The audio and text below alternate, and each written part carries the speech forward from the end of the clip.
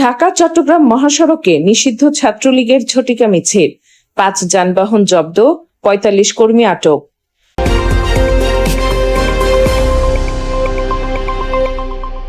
কুমিল্লা সদর দক্ষিণ উপজেলার পদুয়ার বাজার ও সুয়াগাজী এলাকার মাঝামাঝি ঢাকা চট্টগ্রাম মহাসড়কে নিষিদ্ধ ঘোষিত সংগঠন ছাত্রলীগের নেতাকর্মীরা ঝটিকা বিক্ষোভ মিছিল করেছে। এ ঘটনায় অভিযান চালিয়ে 45 জনকে আটক এবং 3টি মাইক্রোবাস ও 2টি বাস সহ মোট 5টি যানবাহন জব্দ করেছে পুলিশ। রোববার 7 জুন দুপুরে কয়েক মিনিটের এ আকস্মিক মিছিলকে কেন্দ্র করে এলাকায় চাঞ্চল্যের সৃষ্টি হয়। প্রত্যক্ষদর্শীরা জানান, শতাধিক নেতাকর্মী হঠাৎ মহাসড়কে জড়ো হয়ে মিছিল বের করেন। এ সময় তাদের হাতে সাবেক প্রধানমন্ত্রী শেখ হাসিনার ছবি দেখা যায়। মিছিলকারীরা বিভিন্ন স্লোগান দিতে দিতে মহাসড়কের একটি অংশ প্রদক্ষিণ করেন। প্রায় 3 মিনিটের সংক্ষিপ্ত কর্মসূচি শেষে তারা দ্রুত ঘটনাস্থল ত্যাগের চেষ্টা করেন।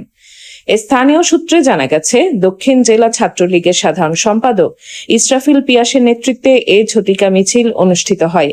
মিছিলের খবর ছড়িয়ে পড়লে স্থানীয় বিএনপি ও অঙ্গ সংগঠনের নেতাকর্মীদের মধ্যে উত্তেজনা দেখা দেয়। এ সময় সদর দক্ষিণ উপজেলা যুবদল নেতা এরশাদ ও 27 নম্বর ওয়ার্ড যুবদল নেতা রবিউলের নেতৃত্বে স্থানীয় লোকজন ঘটনাস্থলের দিকে এগিয়ে গেলে মিছিলকারীরা ছত্রভঙ্গ হয়ে পড়েন। খবর পেয়ে সদর দক্ষিণ থানা পুলিশ দ্রুত ঘটনাস্থলে পৌঁছে অভিযান পরিচালনা করে। অভিযানে মিছিলে অংশগ্রহণের অভিযোগে 45 জনকে আটক করা হয়। একই সঙ্গে মিছিলকারীদের বহনে ব্যবহৃত 3টি মাইক্রোবাস ও 2টি বাস জব্দ করা হয়। সদর দক্ষিণ থানার ভারপ্রাপ্ত কর্মকর্তা ওসি রাকিবুল ইসলাম বিষয়টি নিশ্চিত করে বলেন, ঘটনার পরপরই পুলিশ অভিযান চালিয়ে 45 জনকে আটক করেছে। তাদের পরিচয় যাচাই বাছাই করা হচ্ছে এবং আইনানুগ ব্যবস্থা গ্রহণের প্রক্রিয়া চলমান রয়েছে।